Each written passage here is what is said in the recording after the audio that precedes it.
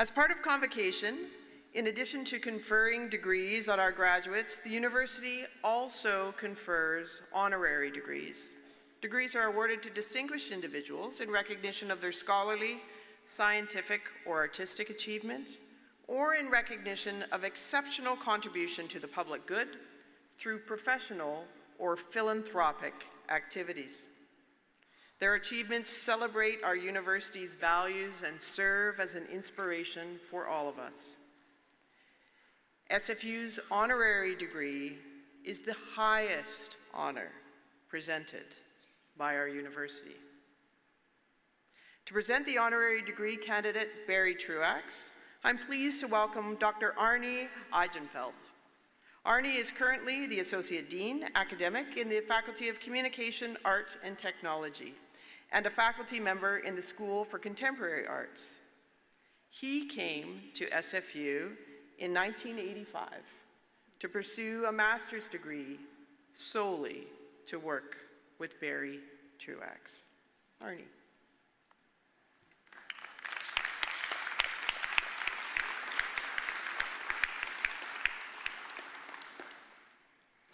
Madam Chancellor, I'm honored to present Barry Truax, Professor Emeritus, Simon Fraser University, an internationally recognized innovator and composer of electroacoustic and computer music, as well as soundscape compositions. Barry's pioneering influence in the development of computer music cannot be overstated. He began teaching in Simon Fraser University's Department of Communication in 1973, where he established an acoustic communication program. 2 years later, Barry helped establish the music program in what is now known as the School for the Contemporary Arts. At the same time, he was developing his revolutionary PodX system, as well as real-time granular synthesis, which has been used ever since by composers around the world. Barry received international recognition for his musical innovation, winning the first prize in the computer music at the fledgling international competition of electroacoustic music in Bourges, France. His acclaimed composition, River Run, was later awarded the Magisterium Award at the Bourges competition and is now considered a masterpiece of computer music. He also organized the 1985 International Computer Music Conference at SFU and was given the university's Award for Teaching Excellence in 1999. Barry also led the innovative and internationally recognized World Soundscape Project, which explores the sounds of our daily environment and our relationship with those urban and natural soundscapes. Additionally, he created Vancouver Soundscape 96, a follow-up to R. Schaefer's 1973 landmark, Vancouver Soundscape, which documented the sounds of our city in the 1970s and 90s. Barry has had a monumental impact on electroacoustic composers in Canada and abroad. His works have been performed over 600 times at concerts around the world, establishing him as a global ambassador for SFU. Although retired from teaching, Barry continues to present his work worldwide, delivering 2 international webinar courses, lectures, workshops, and keynote speeches at conferences and master classes.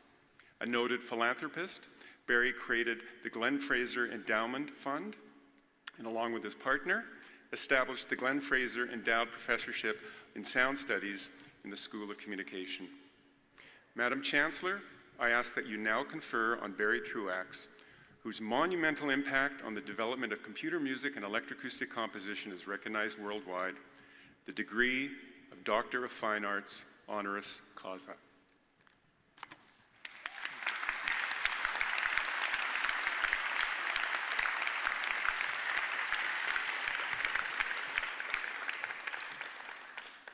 You ready? Barry Truax, by virtue of the authority vested in me and in the Senate of this university, I hereby admit you to the degree of Doctor of Fine Arts, Honoris Causa.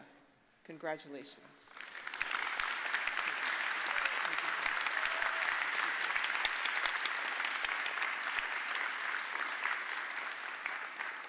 Dr. Truax will be hooded by Dr. Dylan Rassier, Provost and Vice President Academic, and Tom Nault, Registrar and Executive Director, Student Enrollment.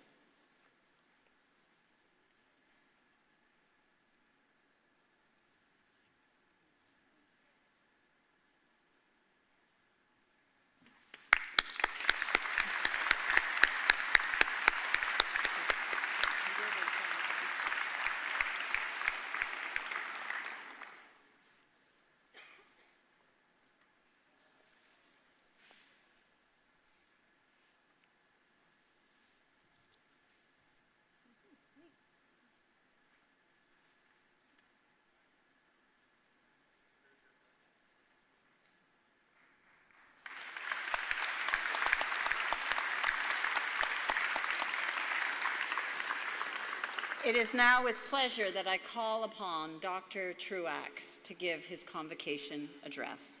Please join me in welcoming him. Thank you so much. Thank you very, very much. Madam Chancellor, Madam President, distinguished platform guests, and of course, fellow graduates, family, and friends. First of all, I want to thank my nominator, Dr. Arnie Eichenfeld, and the university for this great honor. Today is the fulfillment of a lifelong goal of having a doctorate, where I can say, I finally graduated from Simon Fraser University with a DFA degree, and it only took 52 years. So if any of you are worried about how long your degrees have taken, you've beaten me by a mile. Now, of course, that's a joke, because I was obviously never enrolled at SFU. Instead, I worked my way up from a visiting instructor in 1973 to emeritus professor today, being jointly appointed between communication and contemporary arts. So the real question is, how did I manage to do that without having a doctoral degree already? Now, just to provide some context, I have no illusions that most of you have ever heard of me before, and even less that you would have ever heard any of the music that I've composed over the last 55 years, unless you found yourself in a contemporary music class at SCA, which I hope you did. So I could easily use this privileged platform to convince you that I don't think that Canada as a country takes its progressive culture very seriously. You probably didn't even know that Canada is known abroad for electroacoustic music, but we are relatively unknown at home. Of course, that's actually a rather tired argument for those of us in the so-called Canadian cultural industry sector, but frankly, I don't think you would find in it much value for your own personal lives. However, in future, if you ever do think about Canadian culture, ask yourself, is it just because someone's making money off it? And who else and what else is being ignored? No, I'd rather return to the doctorate question and how my two previous convocations, bachelor's and master's, were crisis points in my life, and how the decisions I made at those crossroads were life-altering, but perhaps worth learning from. Of course, like all convocations, both of mine were a satisfying culmination of all the work that led up to them. Now, my favorite memory about graduating from Queen's University in 1969 was being hooded by the legendary Chancellor J.B. Sterling. Each one of us would actually kneel before him as he placed the hood on us. And then with his impressive bass baritone voice, he would boom out, "Rise, Bachelor of Science, with honors." Our Chancellor can count herself lucky that a smile and a friendly handshake will do just fine today. But the flip side was, what was I going to do now? Now, in the 1960s, if you were white, bright, and male, you were encouraged to go into science. It was an era of the space race, transistor technology, and emerging telecommunications. In fact, I could get the grades, but I felt no passion towards it. That lay in the arts, and specifically music. I spent the summer of 1967 in Montreal during Expo, with every free dollar going to concerts, opera, and ballet from all over the world, and that experience was mind-expanding. But the next summer, 1968, I got a research assistant job in the physics department, and the reality of daily work in the sciences dawned on me. It was completely mind-numbing. Even though I was expected to pick up a manual and write Fortran code for number crunching, but I had no idea that in 5 years I would code a computer music system for interactive music composition, and later be regarded as a pioneer in that emerging field. But as I became increasingly disillusioned with physics, something else was happening. During my noon hours, I started pounding out an original composition on a piano. And the more frustrated I became with science, the more furious was this emerging piano sonata. Something had taken hold of me I never expected. But the closer I got to graduation, the more urgent the choice that lay before me. I secured an NSERC scholarship and was accepted into radio astronomy, of all things, at UBC. But the alternative was a very slender thread. If I transitioned from a mediocre piano player to something resembling a composer, what kind of career could I have in the arts? Which I had been warned about as being very impractical. Well, to jump to the outcome, I took a deep breath and decided to do the only thing that I felt was worth doing, namely graduate work at UBC in music composition.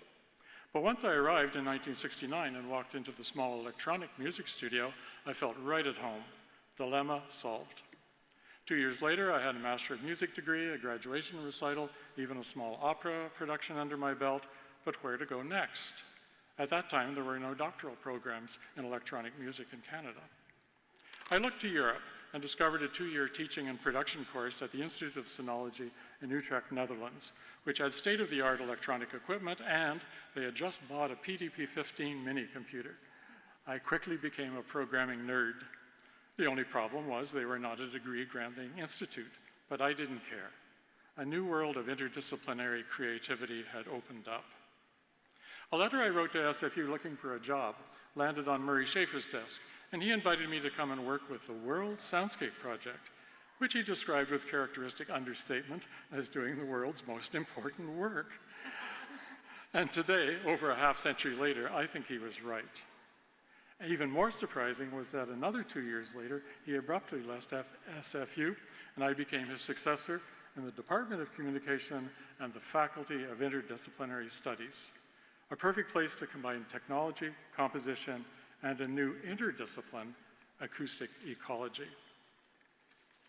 So that's how fortunate I was to follow my passion, commit to hard work, take advantage of opportunities, and create a new career that I could never have imagined beforehand, all in 6 transformative years. And it was all about deciding what was worth doing for me personally, but I will forever be grateful to SFU for supporting that dream over the last half-century. Maybe you already have a clear path, a career path clearly marked out, and that would be great. But maybe there's still something that would really make you feel happy and fulfilled, something you can't actually foresee, but maybe could recognize as it takes shape. When I was growing up, I heard the old phrase, art for art's sake, but I always thought it was tinged with elitism and snobbery. Now I'm not so sure. Art is something that is inherently worth doing, not because it will provide you with job security or money, but because its value to you and hopefully others is self-evident and inescapable. I found that in life there are things you can do and other things you just have to do, and it's those things that make your life meaningful in the long run, even if there's not an immediate reward. But as today's event has shown, eventually you will be recognized. The other corollary is anything worth doing is worth doing well, or as I would elaborate, worth doing superlatively to the best of your ability and beyond. Acquire the knowledge and technique to make it happen and stick with it wherever it leads. If you're lucky, you may find the support you need along the way, but in every case, don't give up. It will be worth it. And finally, once you're on the right path and have something to show for it, don't forget to give back. I was raised by my grandmother after my parents separated, and my family couldn't afford to send me to university. Luckily, in my hometown of Leamington, Ontario, there was a family who had established a 4-year scholarship for a local student to go to Queen's University with tuition, housing, and books all paid for. That was my lifeline, and it gave me a lifelong appreciation of philanthropy, which my partner, Dr. Gunther Kruger, and I have put into practice with SFU and Concordia with the Glenn Fraser Endowment, in the hopes of helping the next generation of students, just as we have been fortunate to have been helped along the way. So, my fellow graduates of 2025, I wish you well in finding and following your own odyssey based on what is truly worth doing for you. Thanks for listening, and thank you, SFU.